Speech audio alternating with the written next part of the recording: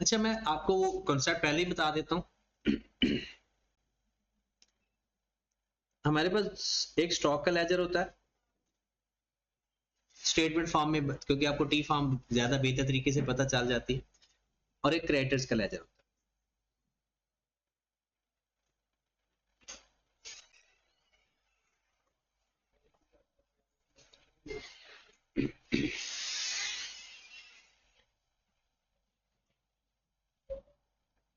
ये दोनों इंटरलिंक्ड है। कैसे? ये पॉसिबल है कि जैसे हमारे पास यहाँ पर ब्रॉड ऑन है, यहाँ पर कैरिड ऑन है, यहाँ पर क्या आता है परचेज, और यहाँ पर आता है कॉस्ट ऑफ सेल, और यहाँ पर इसका ब्रॉड ऑन है, इसका कैरिड ऑन है। इसके भी ब्रॉड ऑन दो टाइप के हो सकते हैं। किस सूरत में हो सकते हैं ये आप बता दें। देखिए, क्रेडिटर हमारा पेबल है, और अगर हम अपने पेबल को एडवांस दे दें, एडवांस देंगे तो जाहिर सी बात हमारा एसेट बन जाएगा। तो अगर एडवांस दिया हो तो वो भी इस तरह से हो जाता है। और यहां पर फिर आ जाता है परचेज, और यहां पर आ जाता है कैश। मसला कब आता है? मसला जब तब आता है कि जब इस साल कीमतें चेंज हो, इस साल कीमतें चेंज हो। इधर फोकस करो काफी। एक इंपॉर्टेंट कॉन्सेप्ट डिस्कस कर रहे हैं जो पेपर में आपको आता ही है, ये बजटिंग के क्वेश्चन के अंदर। ये लेजर बनाने आप सबको आते हैं, लेकिन इसमें एक प्रॉब्लम है कि जब कीमत चेंज हो जाएगी, कि पिछले साल कीमतें कुछ और हैं, इस साल कीमतें कुछ और हैं, इसमें एक प्रॉब्लम तो ये हो गया कि ये दो वैल्यू चेंज हो गई, क्योंकि जो ब्रॉड ऑन है वो पिछले साल की वैल्यू है, जो कैरिड ऑन है वो इस साल की वैल्यू है। बताएं, मतलब ये हो गया लास्ट ईयर, और ये हो गया करंट ईयर। ऐसा ही है। मुझे बताएं परचेजेस में कौन से साल वाली कीमत आ रही होगी, करंट ईयर वाली या लास्ट ईयर वाली? करंट ईयर वाली। तो इसका मतलब है ये भी करंट हो गया। कॉस्ट ऑफ सेल बताओ किस वैल्यू पर आ रही होगी? हाँ जी, कॉस्ट ऑफ सेल पे क्या हो रहा होगा? मिक्स होगा, क्योंकि अगर फाइफो मेथड है तो फर्स्ट इन फर्स्ट आउट हुआ होगा, और अगर वेटेड एवरेज भी है तो पिछले साल की कीमत भी और इस साल की कीमत भी मिक्स होकर आ रही होगी। इसका मतलब है कि इनका वो सारी वैल्यूज एक जैसी नहीं। और जब हम लेजर बनाते हैं, हम एक रूल होता है कि सब कुछ एक जैसा होना जरूरी है। अब प्रॉब्लम ये आ गया कि अगर आपको कॉस्ट ऑफ सेल गिवन है, अगर आपको कॉस्ट ऑफ सेल गिवन है, परचेजेस तो हम फाइंड कर लेंगे, लेकिन अगर उस कॉस्ट ऑफ सेल के ऊपर जो हम सीपीएस अप्लाई करेंगे वो ठीक ही नहीं हो सकता, क्योंकि कॉस्ट ऑफ सेल में एक जैसी सारी कीमतें नहीं है। या तो फिर आप उसको अलग अलग कर लो, ओपनिंग स्टॉक की वैल्यू अलग कर लो, किसी न किस तरीके से जुगाड़ लगाओ, अलग अलग कॉस्ट ऑफ सेल करके और परचेज फाइंड करो। क्या दूसरा तरीका, एक अच्छा तरीका जो आई कैप की किताब में कोई सवाल किया हुआ था, वो बहुत अच्छा तरीका लगा। वो क्या कि सारा सवाल ना आप पिछले साल की कीमत पे बना दें, सारा सवाल ओल्ड प्राइस पे बना दें। बजटिंग होता है ना अगला साल, या करंट ईयर पे जो एग्जिस्टिंग प्राइस है ना उसके ऊपर अपना पूरा लेजर बना दें। उसमें आपकी जो परचेजेस आएंगी वो किस कीमत पर आएंगी? पुरानी कीमत पे। उस पर नई परसेंटेज अप्लाई कर दें कि जो कीमत चेंज हुई है ना वो आपके पास नई परचेजेस की वैल्यू आ। तो ये एक अच्छा तरीका है। फिर वही आप क्लोजिंग स्टॉक पर भी वो वैल्यू अप्लाई कर लें, अपने यहां पर फिर नई परचेजेस पुट कर दें, आगे सारा इस तरह से कर। और इस क्वेश्चन के अंदर जो अब हम डिस्कस करने जा रहे हैं तो ये कॉन्सेप्ट इसमें डिस्कस हुआ है। जरा क्वेश्चन करते हैं, और मैं पेपर में आपने जिस तरह से करना है ना, तो पेपर में इस बजटिंग की ना मोस्टली जो वर्किंग है वो क्वेश्चन के अंदर ही हो जाती है, वन लाइन आइटम के अंदर, यानी उसके अंदर ही परसेंटेज अप्लाई कर देते हैं। मैं आपको समझाने के लिए बताता हूं, पेपर में आपने थोड़ी सी स्मार्ट वर्किंग करनी है। हाँ जी, ये उसने एक हमें बनाकर दिया हुआ है, कहता है Rainbow Paint Limited is in the process of preparing the budget. हाँ जी, रेनबो बजट बनाने जा रही है किस साल का? 2017। ये आपका प्रैक्टिकल काम भी है, फिजिबिलिटी रिपोर्ट के अंदर ये काम बनाते हैं। The following data has been extracted from the profit and loss. पहले लफ्ज होता था प्रॉफिट एंड लॉस, फिर लोगों को पता चला प्रॉफिट एंड लॉस नहीं होता, प्रॉफिट और लॉस होता। तो प्रॉफिट और loss account for the year ended this 29/2016। अब उन्होंने पिछले साल का हमें डाटा दे दिया, उसको देख के हमने अगले साल का बजट करना है। तो बजट करने का तरीका तो फॉर्मेट यही रख लेना चाहिए। सेल है 109 इंक्लूडिंग कैश सेल्स। इसके अंदर मुझे लगता है वो कॉन्सेप्ट नहीं है, माजरत, वो इसके अंदर है, वो प्राइस चेंज करने वाला है वो। तो ये तो सिंपल सा सवाल है, ये आप खुद ही कर लोगे। ये question sales 100% credit 3000 million, raw material consumption 900 million, raw material consumption. ये एक तरह का कॉस्ट ऑफ सेल ही होती है। Raw material inventory including 98 import, बड़ा इंपॉर्टेंट चीज है ये। कहते हैं आपके पास रॉ मटेरियल पड़ा हुआ है जिसके अंदर 98 मिलियन इंपोर्ट है, बाकी 150 लोकल परचेज है। Variable cost sorry conversion cost 570 variable है और 40 मिलियन फिक्स्ड है। ऑपरेटिंग वेरिएबल और fixed. Trade creditors local purchase के भी बता रहे हैं, ये आपके क्रेडिटर हैं जी। और advance to supplier for import of raw material 30। LE is the process of preparing budget for the next year. The relevant information is as under. Sale volume is projected increased by 30%. Cost accounting तो सबका पास है और आपको पता होगा कि जब volume change होता है तो कहां कहां पर अप्लाई होता है वॉल्यूम चेंज। सेल पर भी अप्लाई होता है और हर वेरिएबल कॉस्ट पे होता है। सेल पर भी होता है और हर वेरिएबल कॉस्ट पर वॉल्यूम का चेंज आता है।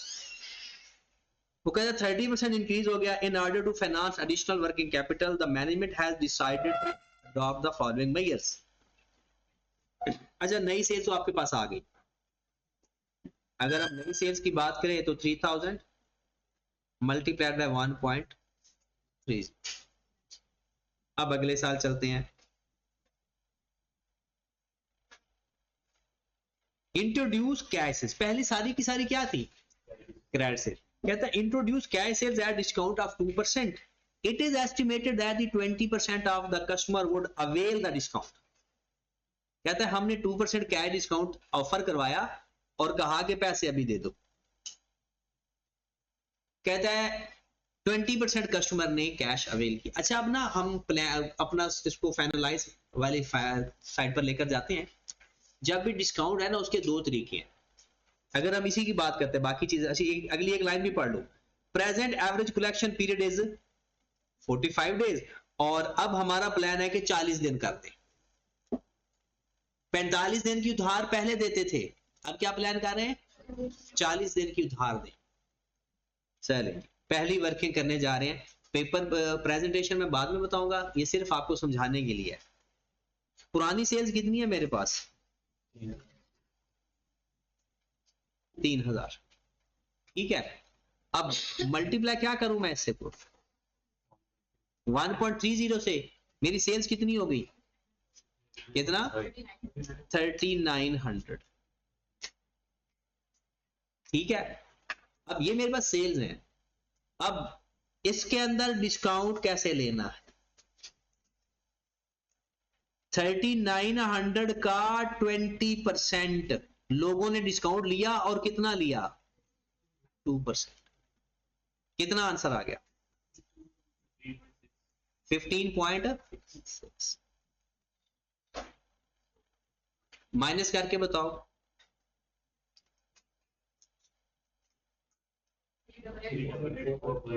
388 4. ये हमारी सेल्स आई हैं। ये क्या आई है? 4. देखिए 30% टोटल सेल्स बढ़ी थी। 30% या 20% लोगों ने 2% डिस्काउंट लिया, तो उस डिस्काउंट से हमारी सेल्स कम होगी। दूसरा तरीका कार क्या था कि हम 3900 के दो हिस्से कर लेते।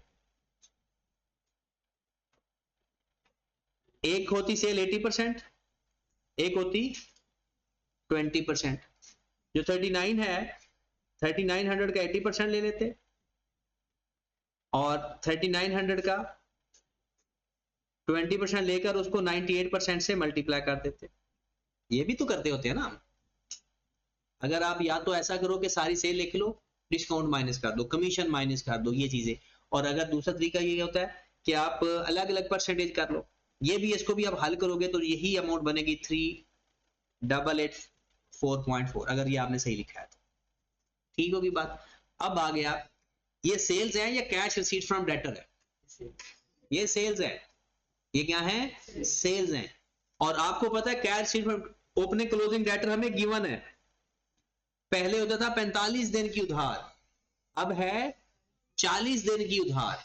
जितनी आप सेल करते हो, पहले कितना होता था? 45 दिन की उधार, अब कितना है? अच्छा, एक मैं बता देता हूं सेल्स डेटर, एक फिर आप फाइंड करके दे दें। पहली इंपॉर्टेंट बात, 45 दिन की उधार है, हम साल का बना रहे हैं या महीने का बना रहे हैं? साल का। तो 45/360 या 45/365। अगर वो बता दे कहीं कि नंबर ऑफ डेज आपने इतने लेने हैं, ये देखें उसने खुद बता दिया 360, तो उसी को देखेंगे, नहीं तो अपनी मर्जी कर ले। तो बताएं जी। अच्छा, एक मैम माजरत, लेजर बना लो, कैश फाइंड करना है तो सेल में ब्रॉड ऑन ऐड कर देते हैं और कैरिड ऑन माइनस, यही है, पता है ना। मुझे कैश चाहिए तो कैसे फाइंड होगा? ब्रॉड ऑन इसमें ऐड कर दूंगा और कैरिड ऑन माइनस कर दूंगा। क्यों भला? क्योंकि सेल वाली साइड पर ब्रॉड ऑन होता है, सेल वाली साइड पे तो सेम साइड प्लस होता है, अपोजिट साइड माइनस होता है। तो ये मैंने क्या किया, ब्रॉड ऑन मैं माइनस करने लगा हूं और मैं ब्रॉड ऑन निकालने लगा हूं 3000 मल्टीप्लाइड बाय 45/360। ये मेरा ब्रॉड ऑन आ, ये समझ लग गई? पिछले साल की सेल्स कितनी है? 3000। 45 दिनों के पैसे रिसीवेबल है, तो 45/360 कितना आ गया? 370 माइनस कर दूंगा कैरिड ऑन। अब कैरिड ऑन खवातीन वाला पोर्शन से आवाज आनी चाहिए। कैरिड ऑन जल्दी से बताएं, कैरिड ऑन कितना आएगा?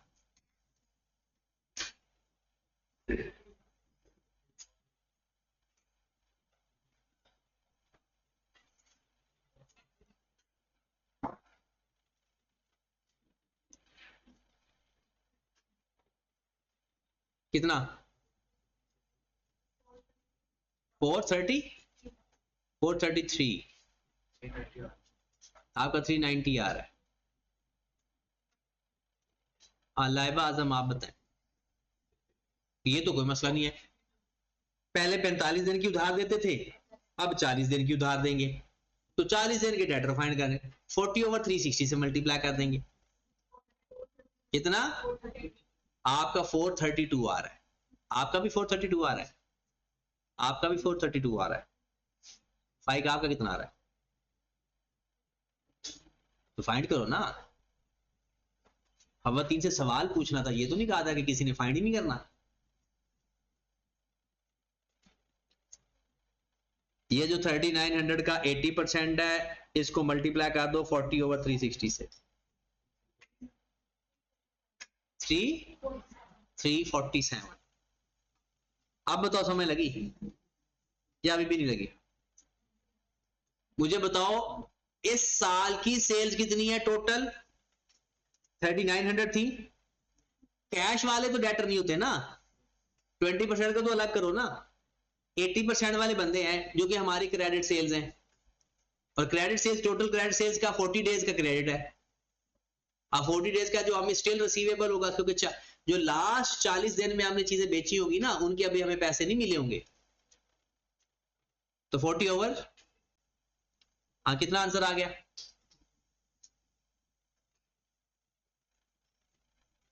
3884.4 प्लस 375 माइनस 347, 3912.5।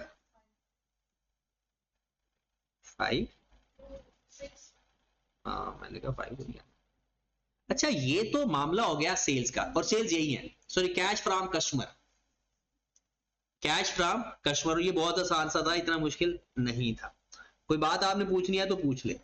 चाहे सोल्यूशन में भी ये डाटा सारा थोड़ी साइड पे कर देना, और ये सोल्यूशन में भी ऐसे कर सकते हो। कैश फ्रॉम कस्टमर हो गया, आगे चलें। कोई बात पूछनी है तो साथ साथ डिस्कस करना है, क्योंकि ये कल लास्ट लेक्चर है कैश बजट का, फिर उसके बाद हमने एसओपीएल पे चला जाना है। अब चलते हैं नेक्स्ट, वापस क्वेश्चन को भी देख लेते हैं जी।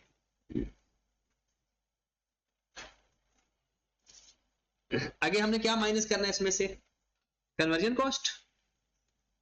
अच्छा, रॉ मटेरियल कंजम्पशन माइनस करना है 1, कन्वर्जन कॉस्ट माइनस करना है 2, ऑपरेटिंग कॉस्ट माइनस करना है 3, बाकी चीजें तो लेजर में इस्तेमाल हो रही है।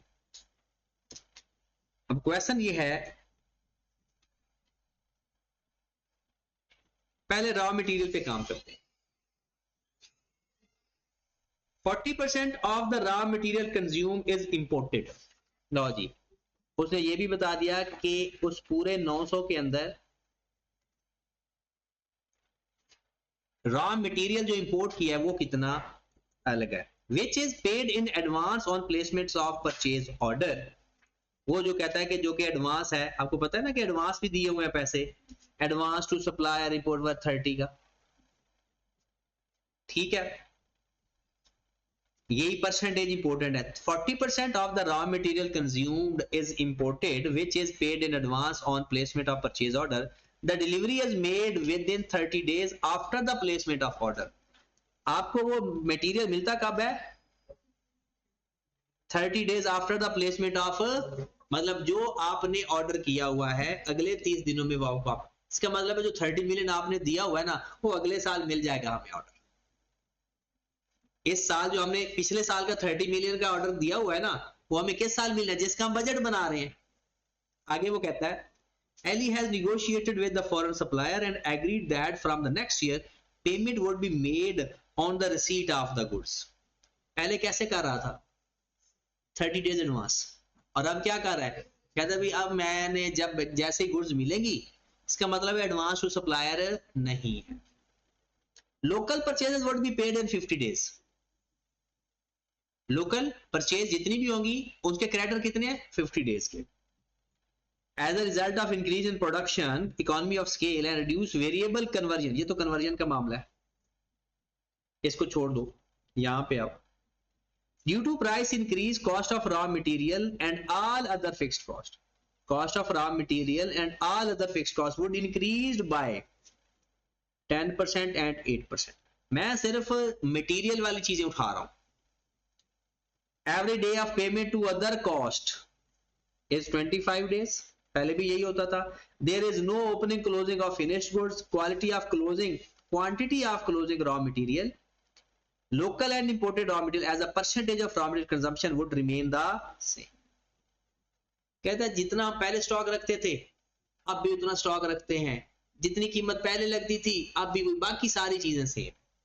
सवाल यह है कि हमने रॉ मटेरियल वाले बंदे को पेमेंट कितनी की है, इस साल पेमेंट कितनी करनी है। उसमें दो बातें हैं, लोकल वाले बंदे को हम 50 दिन की उधार करवाते हैं। सबसे पहले तो हम ना सप्लायर का जब लेजर बनाएंगे ना, एक तो हमें सप्लायर का लेजर बनाना ही पड़े। यहां पर ब्रॉडाउन है, यहां पर कैरी डाउन है। जो पिछले साल की परचेज की है उसको 50, ये लोकल है। अगर सप्लायर इकट्ठे लिखने तो इकट्ठे भी लिख सकते हो, लोकल भी लिख सकते हो, या इकट्ठा बनाना है, इकट्ठा बनाना है तो फिर ब्रॉडाउन इधर भी आएगा, क्योंकि हमने इंपोर्ट भी तो किया है ना और उसको पैसे एडवांस में देते हैं। सबसे पहले आपने मुझे इस सवाल में, अब कैलकुलेटर अपने तेज कर ले, समझ लो, पिछले साल की परचेजेस बताएं कितना। ये आपके पास डाटा है जी, रॉ मटेरियल कंजम्पशन का, रॉ मटेरियल कंजम्पशन का, और ये है डाटा जी रॉ मटेरियल इन्वेंट्री का। ये पिछले साल का है सारा डाटा इन्वेंट्री का, और ये डाटा आपके पास है क्रेडिटर का। और इस साल कीमत बढ़ गई है 10%, वो मैं वैसे ही बता देता हूं, 10% कीमत बढ़ गई है। इसको तो छोड़ दें, 50 दिन की बात का भी हमें पता चल गया। बस इधर ही वापस चलते हैं। मुझे आप लोग स्टॉक का लेजर बना कर दें और वहां से परचेजेस फाइंड करके दें। चाहो तो इंपोर्ट का अलग बना लो और लोकल परचेज का अलग स्टॉक का लेजर बना लो, चाहो तो इकट्ठा बना लो, ये आपकी अपनी मर्जी है। टी फॉर्म में बनाना चाहते हो टी फॉर्म में बना लो, स्टेटमेंट फॉर्म आजकल बड़ा मशहूर चल रहा है तो स्टेटमेंट फॉर्म में बना लो। परचेजेज ऑफ इस साल की, परचेजेज ऑफ लोकल और परचेजेज ऑफ इंपोर्ट, ये दोनों आप मुझे फाइंड करके दें इस डाटा से। कोई 5 मिनट का टाइम है आपके पास। एक ही तो लेजर बनाना है, दो है माजरत। अभी सिर्फ परचेज चाहिए, परचेज आपने फाइंड कर ली ना तो पेमेंट मैं करवा दूं।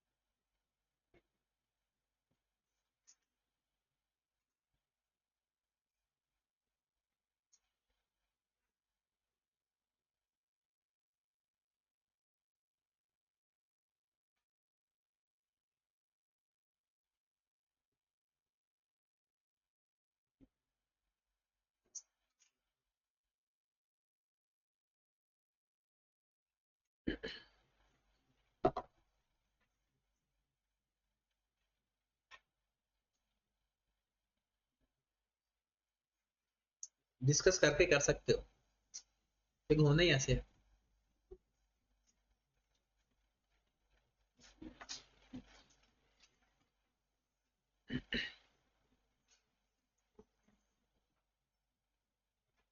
थर्टी परसेंट वॉल्यूम भी चेंज हुआ है,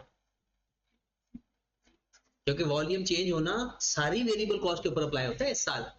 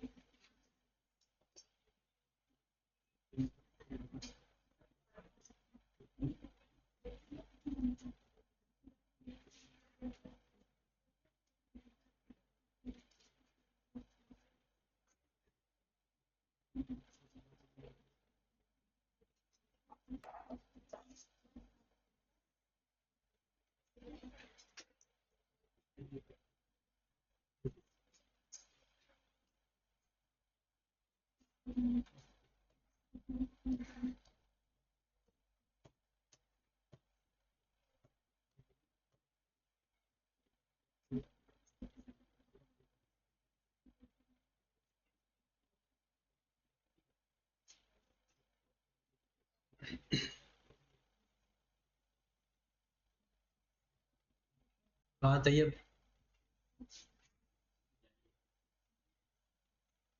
सिंपल स्टॉक का लेजर बना लो।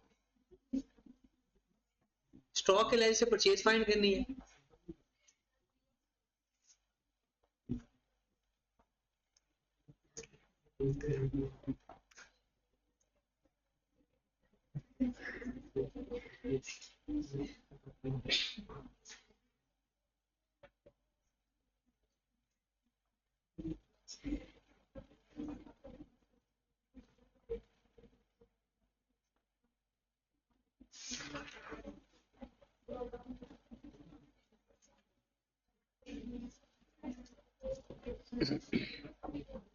अरे एक लेजर मैं बनवाता हूँ, फिर एक आप बना लेना। दो है ना स्टॉक, एक इंपोर्ट है एक लोकल है।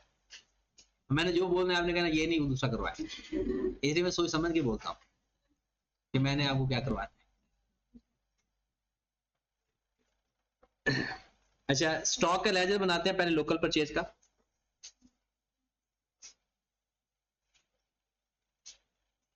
ये आपको समझाने के लिए बना रहा हूं, हम स्टेटमेंट में करेंगे, यानी कॉस्ट ऑफ सेल लिख लेंगे, उसमें क्लोजिंग स्टॉक ऐड कर देंगे, ओपनिंग स्टॉक माइनस कर देंगे, तुम्हारे पास परचेज आ जाएंगे। अब आपका जब लोकल का है, आपकी पहले कॉस्ट ऑफ सेल कितनी है? कॉस्ट ऑफ सेल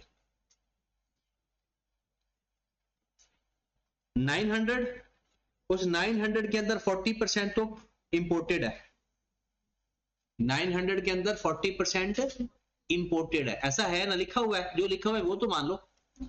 900 का 60% है जी, 900 का, और ये इस दफा 1.30 ज्यादा कंज्यूम होना है क्योंकि वॉल्यूम चेंज हो गया। अभी मैंने कीमत चेंज नहीं की 10%, कीमत इसके ऊपर चेंज कर ही नहीं सकता क्योंकि कुछ पिछला स्टॉक भी तो पड़ा हुआ है। कितना आंसर आ गया? कितना? 702। ये मेरे पास आ गया रॉ मटेरियल कंज्यूम। ब्रॉडन मेरे पास अवेलेबल है, स्टॉक का ब्रॉडन गिवन है क्वेश्चन के अंदर। ये 158 है, इसमें से 98 माइनस करके बताओ ना कितना? 60। ये भी आ गया। अब वो कहता है जो मेरा कैरी डाउन है ना वो 60, सेम पैटर्न, वो कहता है सेम रखना है, मल्टीप्लाई बाय 1. ये 1.30 जहरी सी बात है, जब मेरी परचेज बढ़ गई, मेरा वॉल्यूम बढ़ गया, तो मैंने क्लोजिंग स्टॉक भी उसी रेशियो में रखना है, तो क्लोजिंग स्टॉक भी मैंने 1.3 ज्यादा रखना है, तो कितना रख लिया? 78। परचेज तो आ गई, लेकिन ये पुरानी कीमत पे आई है, ये किस पे आई है? पुरानी कीमत पे आई है। मैं उसको 1.10 से मल्टीप्लाई कर दूंगा तो मेरे पास नई कीमत वाली भी परचेज आ जाएगी।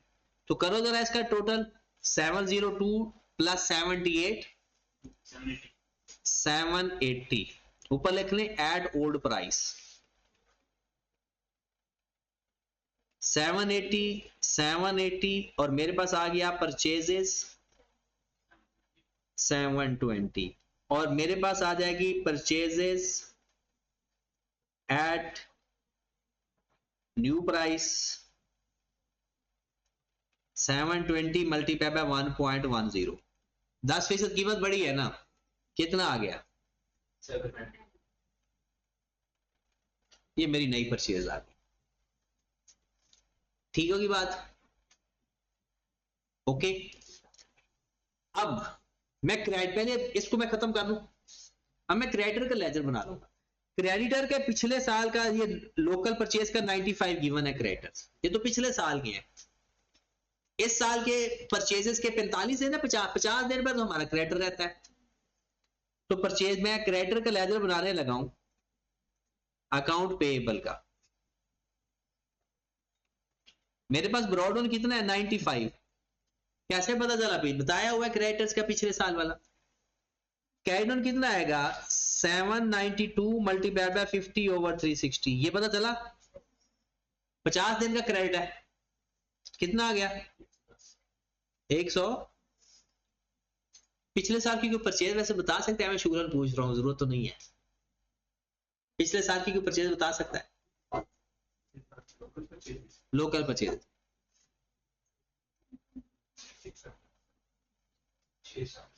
ये जो 95 है ये टोटल 45 दिनों का है, 50 दिनों का। तो इसको 50 पे डिवाइड करके 360 से मल्टीप्लाई कर दो, पिछले सारे साल की परचेज आ जाएगी। ये 45 दिनों का डाटा है ना, परचेजेस का 45 दिनों का। तो हम इसको 45 पे डिवाइड करें तो पर डे परचेज आ जाएंगे, 360 से मल्टीप्लाई करेंगे तो सारी आ जाएंगे। तो ये चीजें तो वैसे फिंगर टिप से होनी चाहिए, अब आप बड़े हो गए हो। हाँ जी, परचेज आपने फाइंड कर लिया, नई परचेज लिखेंगे पुरानी? जाहिर सी बात है, पैसे नए देने हैं तो नई परचेज। ये हमारे पास आ जाएगा cash paid to supplier. Amount भी बता दो अगर बतानी है तो। 792 प्लस 95 माइनस 110 777। ये हमारी लोकल पेमेंट आ गई। और इंपोर्ट वाले भाई साहब को हमने कब पैसे देने बोला?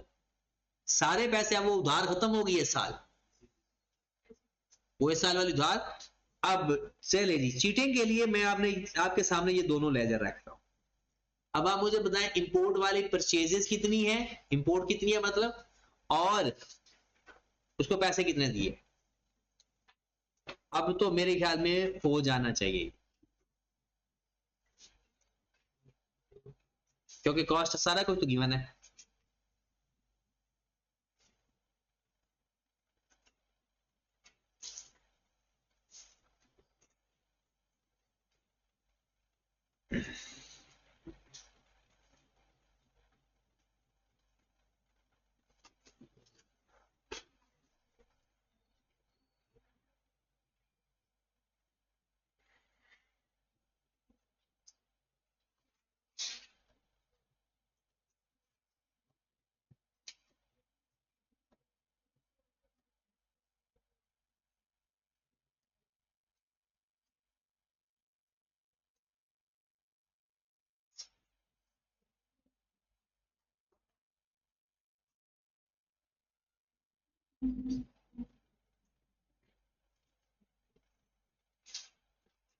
बात करने का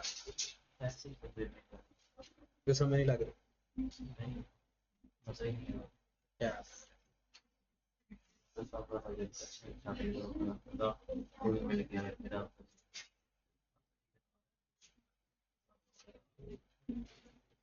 मैं इस पर टाइम लग जाना था, मैंने कहा जरूर मैं करवाना तो नहीं, मैंने बस ये वर्किंग कुछ दिखा देना, तू मजे ले ना कर, इसलिए तो आपको देखा है ना करने के लिए। तो मुझे ये फाइंड करके देखो, पता चला सारा सवाल इसी के अंदर ही है, कोड के अंदर। जो मजेदार बात है, वो बहुत मजेदार बात है, वो कह ना, बट ठीक है, इसमें एक इंटरेस्टिंग बात है।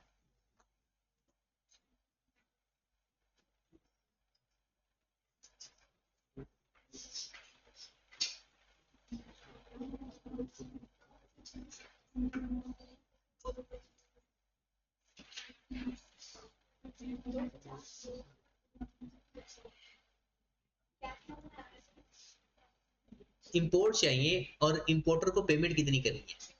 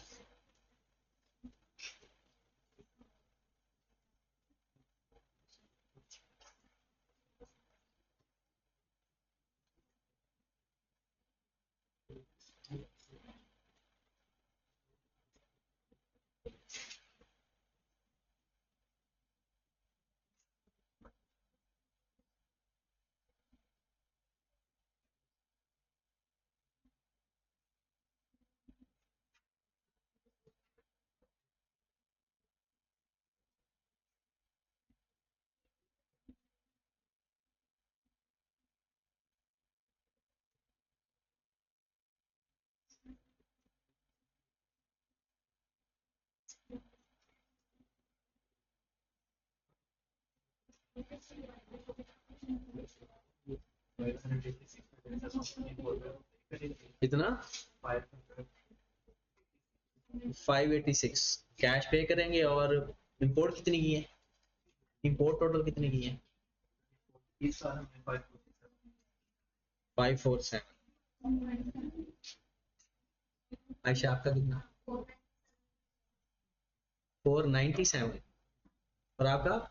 ये पिछले साल इस साल है 547। करीब करीब ही है। पेमेंट कितनी है? 467। 5 शाहजेब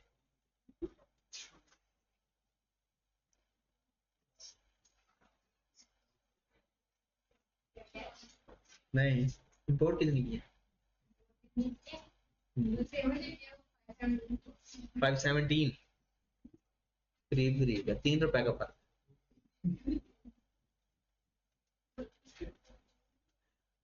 हाफिजा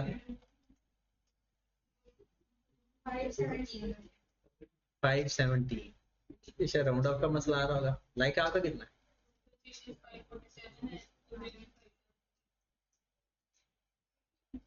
ये सारा बहन चारा से इकट्ठा कैसे आ गया एक जैसे? आपका 547 स्टॉक है और पेमेंट है 467। 467 हो तो सकता है 30 तो पहले दिया हुआ है, एडवांस दिया हुआ है ना, अब दोबारा तो नहीं देंगे, कम देंगे। अब परचेज से पैसे कम देने पड़ेंगे।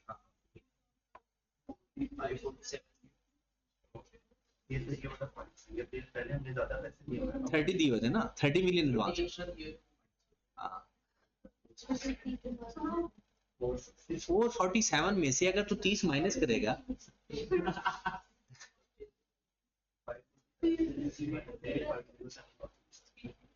अच्छा चलो देखते हैं। हाँ जी बात समझ लगा। चलिए आप तो सबसे पहले तो स्टॉक का लेजर बनाते हैं। स्टॉक के लेजर में इसका ब्रॉडन कितना है? इंपोर्ट का ब्रॉडन कितना है? ब्रॉडन की कॉस्ट ऑफ सेल कितनी? 900 का मल्टीप्लाई बाय कितना आ गया? 468। इसका कैरी डाउन कितना है? 98 का 1.30 120।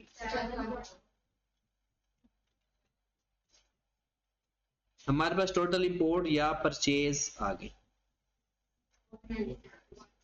497 ठीक होगी बात। अब अच्छा इसमें आप अजम्पशन भी ले सकते हो। एक अजम्पशन यह है कि उसने क्योंकि लफ्ज बोला है जी रॉ मटेरियल की कीमत 10% बढ़ गई। अब रॉ मटेरियल तो इंपोर्टेड भी है और लोकल भी है। हम अगर ये अजम्पशन लेते हैं कि जनाब सिर्फ लोकल की बताई हुई है तो हम इसके ऊपर 10% नहीं अप्लाई करते, तो फिर तो ये सवाल और ज्यादा आसान हो जाएगा। लेकिन अगर हम वो बात नहीं करते तो हमने अपनी परचेजेस यहाँ पर देखनी है, तो हमारी क्योंकि हमने वहां पर परचेज पुट करनी है ताकि हमें ये पता चल जाए कि कैश कितना है। तो हमारी परचेजेस नई परचेजेस कितनी है बताएं। कि क्या सारा सवाल ना जो मुझे मजा आया, क्योंकि आप तो शायद इसको रिस्पॉन्सिबिलिटी समझते हो, मैं तो मजा ही लेता हूँ। बहुत अच्छा लगता है ऐसे सवाल करने में। अगर एक नया सवाल हो, अब तो ये पुराना हो गया मेरे लिए, नया सवाल हो तो उसको ना छेड़ने में बहुत अच्छा मजा आता है। ये 497.4 इस साल की परचेजेस है। जब आप इसका 10% बढ़ाओगे तो कितनी वैल्यू बन रही? नहीं बन रही। इसमें 30 पुराना स्टॉक मिला है जिसके पैसे दे चुके थे, उसके ऊपर 10% अप्लाई नहीं करना। जो 30 मिलियन का सारी परचेजेस यही है ना हमारी, जो स्टॉक हमें मिला है उसे ही हम राइट एंड ऑब्लिगेशन कहते हैं ना। तो इस सारे का 10% बढ़ाएंगे ना, तो जो एडवांस दिया हुआ है, जिसके पैसे एडवांस दिए, वो जो स्टॉक मिला है ना, उसका 10% ही बढ़ रहा है। 10% किसका बढ़ना है, उससे बाकी का। तो इसका जो आंसर है, ये परचेजेस है ना, वो 497.4 माइनस 30, कितना जो भी आंसर आया मल्टीप्लाई करेंगे 1.10 से, और फिर जो आंसर आएगा उसमें प्लस करेंगे 30। अब अक्सर लोग तो ये परेशान हो जाते हैं कि 30 माइनस करी जा रहे हैं, 30 प्लस करी जा रहे हैं। माइनस क्यों किया, यही 10% इसके, और 30 मिला तो है। अब जरा इसको माइनस करके मुझे 10% लेकर कितनी वैल्यू आ रही है, 30 ऐड भी किया दोबारा,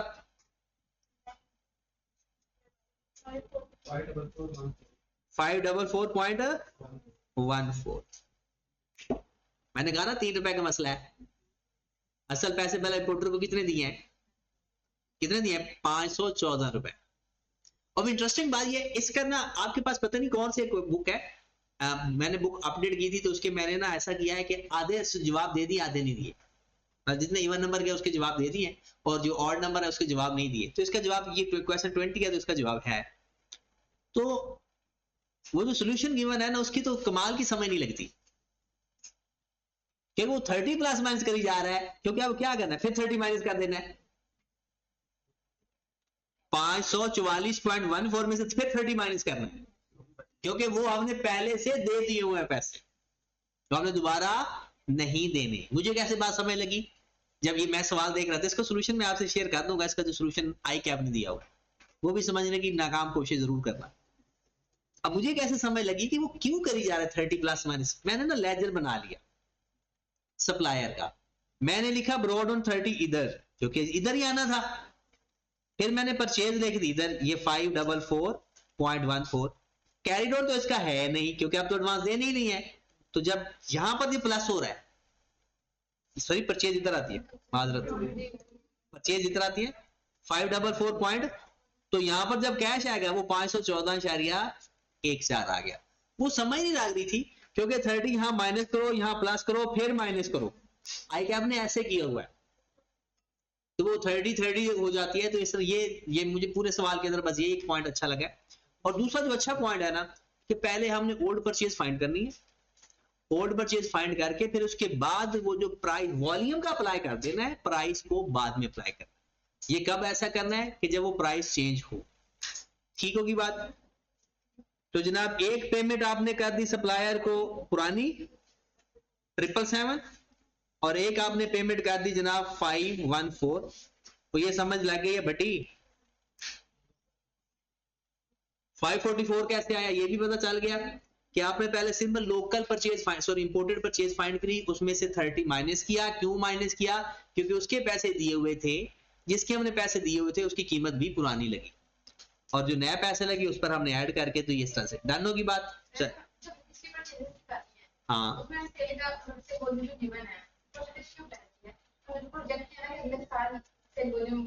हाँ, कब मैं पिछली परचेज पे लगाया, कहाँ पे लगाया मुझे बताया, आइडेंटिफाई करके बताएं कि देखिए जी ये वैल्यू 468 की बात कर रहे हो, इसकी बात कर रहे हैं, बता किस 30% की बात कर रहे हो, 702 की बात कर रहे हो। ये क्यों किया ऐसा, अच्छा वही 1.3 क्यों लगे। देखें जब भी कोई चीज चेंज होती है ना, उसके ऊपर वॉल्यूम भी अप्लाई होता है, प्राइस भी अप्लाई होती है। ऐसा ही है ना, हर वेरिएबल डाटा के ऊपर वॉल्यूम अप्लाई होता ही होता है। अब मुझे बताया जो मैं चीज सेल कर रहा हूं, मैं 30% पहले से ज्यादा सेल कर रहा हूं, तो क्या मेरी कॉस्ट ऑफ सेल पहले से ज्यादा नहीं होगी। क्या पिछले साल का तो ये अमाउंट है बस, ब्रॉड हमने तो अगले साल का प्रोजेक्ट करना है। नहीं, ये परचेजेस पिछले साल की नहीं है, ये परचेजेस हैं पिछले साल की कीमत पे, नई परचेजेस। कि अगर इस साल भी यही कीमत होती तो हम इतनी परचेज करते, ज्यादा परचेज करते, क्योंकि वॉल्यूम बढ़ गया पहले से, लेकिन कीमत पुरानी रखी। अब इसके अंदर मैंने वॉल्यूम दोबारा 30% नहीं लिया, ठीक है।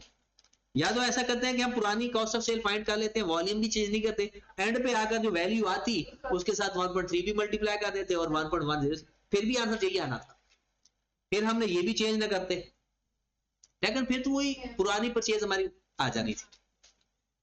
चलिए जी, नेक्स्ट। क्लियर होगी ये बात? ये सिर्फ क्लियर नहीं करी, ये एडजस्टमेंट आपने ऐसे रखनी है कि जैसे किसी भी सवाल में ये एडजस्टमेंट आ जाए ना तो आपको अप्लाई करनी आ जाए, और ये चीज आपको कभी भूले ना, प्रैक्टिकली ना भूले, यही स्ट्रेंथ होती है आपकी। बस यही मुश्किल था, बाकी कुछ भी मुश्किल नहीं है इसके अंदर। आगे चलते हैं। नेक्स्ट क्वेश्चन में आप देखिए कि वेरिएबल कॉस्ट 570 है। क्या करोगे? वेरिएबल कॉस्ट को 1.30 से भी मल्टीप्लाई करेंगे, और यहां पर उसने एक बात की हुई है, as a result production economy of scale would reduce variable cost per unit 5%। और ये जो इन्फ्लेशन की वजह से 8% बढ़ा है, क्योंकि आल कॉस्ट है ना, आल अदर कॉस्ट। अब जरा ध्यान से, मैं इसके ऊपर ही हल करने लगा हूं।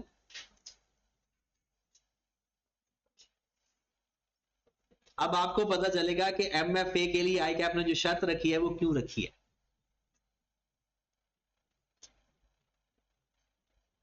.95 से मल्टीप्लाई किया, भला क्यों? इकोनॉमी ऑफ स्केल के इफेक्ट से हमारी वेरिएबल कॉस्ट कम हो गई। 1.30 से मल्टीप्लाई किया, भला क्यों? वॉल्यूम 30% बढ़ गया, और इन्फ्लेशन का इफेक्ट 1.08। ये हमारी नई वेरिएबल कॉस्ट आ जाएगी। ये क्योंकि एसओपीएल है तो ये पेमेंट नहीं आई, ये एसओपीएल है। अगर इसका ओपनिंग क्लोजिंग के बारे में कुछ बताया होगा ना तो फिर वो हम कैश उसके साथ से फाइंड करेंगे। Fixed cost including 16 million depreciation, कुछ चक्कर होगा, क्योंकि फिक्स्ड कॉस्ट के ऊपर वॉल्यूम तो अप्लाई होना नहीं, लेकिन 1.08 तो अप्लाई होना है। अब 1.08 अगर अप्लाई होगा तो इसका मतलब है 16 माइनस करके होगा या 16 के साथ ही हो जाएगा? आप पहले 16 माइनस करेंगे, 1.08 से मल्टीप्लाई करेंगे, दोबारा 16 ऐड करेंगे, इसके ऊपर 1.30 लगेगा और 1.08 लगेगा ऑपरेटिंग कॉस्ट के ऊपर, क्योंकि ऑपरेटिंग कॉस्ट के बारे में उसने इकोनॉमी ऑफ स्केल की बात नहीं की। और फिर इसमें से बिल्कुल वही 27 माइनस करेंगे और 1.08 मल्टीप्लाई करेंगे, ये आपके पास आ जाएंगे सालाना। आगे देखें यहां पर, average days for payment of other cost 25 days. इसका मतलब है जो पिछले साल का डाटा दिया हुआ है 25 डिवाइडेड बाय 360, उससे हमारा आ जाएगा पेएबल का ब्रॉडाउन, और जो इस साल हमने फाइंड किया है उसको मल्टीप्लाई करेंगे 25 बाय 360, तो इस साल का आ जाएगा। तो आप स्टेटमेंट फॉर्म में करना चाहो तो क्या करेंगे, मैं वैसे लेजर आपको क्रूड का बना देता हूं, ब्रॉडाउन, कैरी डाउन, एसओपीएल, कैश। याद है ये किसी भी एक्रूड एक्सपेंस का ये होता है। इसका मतलब है ब्रॉडाउन में एसओपीएल ऐड करोगे और कैरी डाउन माइनस करोगे, ये दोनों प्लस आपके पास आ जाएगा cash paid for other cost. चाहे आप ऐसा कर लेना कि वो सीक्वेंस फॉर्म में कर लेना, कि नहीं ऐसे ऊपर हेडिंग दे लेना कि ये ऑपरेटिंग कॉस्ट है, कन्वर्जन कॉस्ट, ऑपरेटिंग कॉस्ट, यहां पर लिख देना एसओपीएल वाला, या फॉर द ईयर, प्लस कर देना कैरी डाउन और माइनस कर देना ब्रॉडाउन, प्लस करना और कैरी डाउन माइनस करना, खत्म हो गया क्वेश्चन। ठीक होगी बात? तो ये क्वेश्चन आपने करके आना है।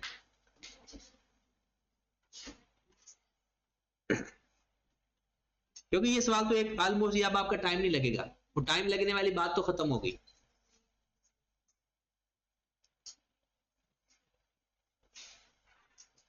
ये वैसे छोटू सी सवाल है,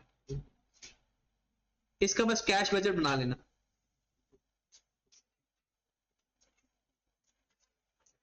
तो क्वेश्चन 20 और 21, ठीक है। और जो पिछला सवाल आपने किया हुआ है ना उसको भी एक दफा तो आपको देखना पड़ेगा, वो अभी फिर रहने दो, क्योंकि ये 2 क्वेश्चन पे आपका टाइम लग जाएगा। तो उस क्वेश्चन के लिए फिर हम क्या करते हैं कि कोई संडे वाला दिन ना मैं उसका सोल्यूशन आपको शेयर करूंगा, तो एक दफा उसको दोबारा अटेम्प्ट करके ना तो उसका सोल्यूशन देख लेना, या फिर हम क्लास में